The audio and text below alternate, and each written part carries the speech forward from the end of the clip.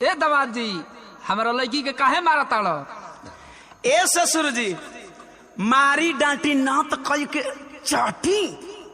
काहे मारा ताड़ो? का कमी बा हमारा लड़की में? सुना कमी बा ए ससुर जी तोहरा बेटी में। का कमी बा बताओ। हम तो हाई पढ़ल ससुर जी अनपढ़ आपकी डॉक्टर मांगीला जहिया वाटर देवे ले टमाटर।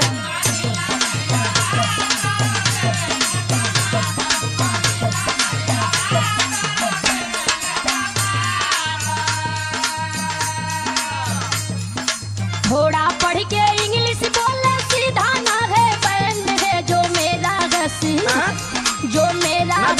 बैंड है पापा जी हाफ मैंड है। बहुत बोला तारिया भाई ना बोला तो बस। अरे का बोला थी तो से ढेर बोला थी का।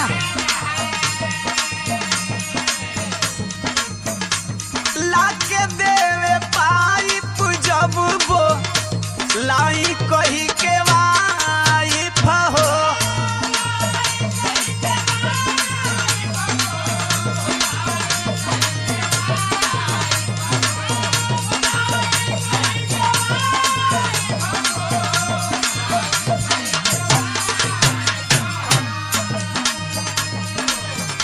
जहिया से आइल बिया नरक भइल लाइफ हो।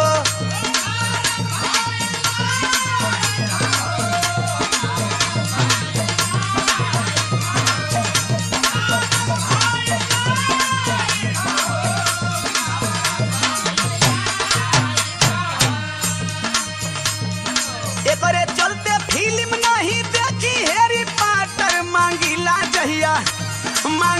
जहिया वाटर देवे ले टमाटर।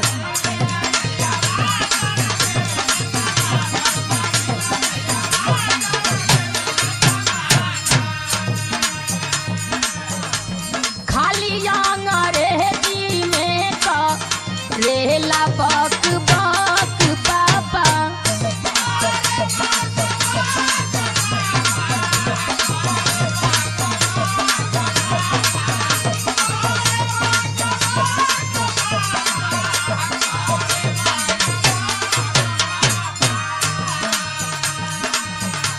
दाल भात बनावे में जाइला थक पापा।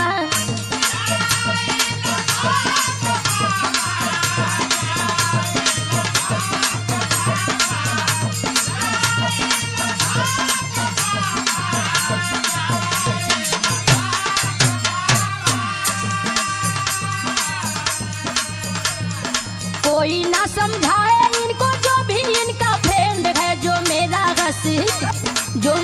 घसी बैंड है पापा जी हाफ मैंड है। ना होश में बोलबी काहे होश में बोली हो? अपना बाबू के देख के तोर मन बढ़वा। बाबू के देख के नहीं थी बोला तुम्हारी ये चलिए है। देख हमार जे फ्रेंड बन मुकेश सम्राट यादव है, स्वामीनाथ यादव और जौन डिजिटल देखेला किशोर कुमार जी दिल्ली वाला इकुल पढ़ल लिखल बने लोग कंप्यूटर पढ़ेला अंग्रेजी जाने लो। अरे तुझे कर हिस्ट्री बताओ तारा ना। हाँ। उ लोग भी तुअरिए दिमाग का। अरे ए ससुर जी दोस्त हमार बाकी तोहरा बेटी को। अच्छा तो सुनी मांगता हूँ पेन तो धा राती लाल टेन ससुर जी।